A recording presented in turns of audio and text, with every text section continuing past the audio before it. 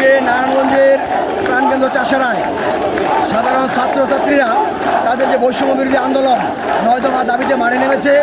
আজকে নারায়ণগঞ্জ প্রায় মূলত অচল, কোনো গাড়ি ঘোড়া চলছে না, কোনো রিক্সা চলছে না, কোনো সাইকেল চলছে না, একদম শুধু ছাত্র জনতার দখলে পুরো নারায়ণগঞ্জ। এখানে শরিক হয়েছে সাধারণ জনতা, যারা ছাত্র জনতার পাশে ন্যায্য দাবির পাশে এসেছে। আমি একজন আইনজীবী, সাধারণ নাগরিক হিসাবে ছাত্রদের ন্যায্য দাবিকে আমি সমর্থন করি। তাদের যে ছাত্র ভাইদেরকে গত 8-9 দিনে পাখির মতো গুলি করে শত শত ছাত্র হত্যা করেছে, সেই নৃশংস হত্যার বিচার দাবি করছি।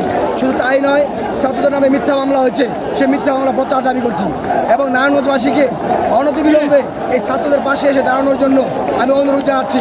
নারায়ণগঞ্জ আজকে ছাত্র জনতার দখলে, নারায়ণগঞ্জ দাবির মুখে অগ্নিস্ফুলিঙ্গ, কোনো বাধা ছাত্রদের সামনে আসতে পারবে না। তারা ছাত্ররা বলছে আমরা শক্তি, আমরা বল, আমরাই ছাত্রদল।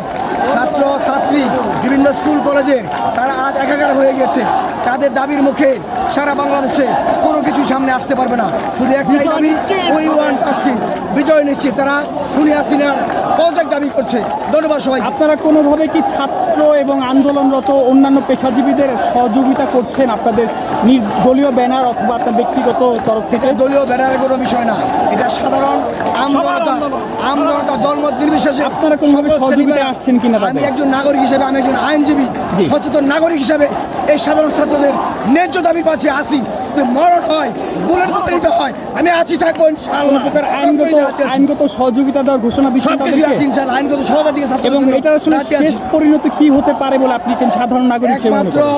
এই ছাত্রদের বিজয় সুনিশ্চিত, সকল দাবি 9 দফা নিশ্চিত করতে হবে, তাহলে একমাত্র এই দাবি শেষ হবে, সফল হবে। ধন্যবাদ। ধন্যবাদ আপনাকে।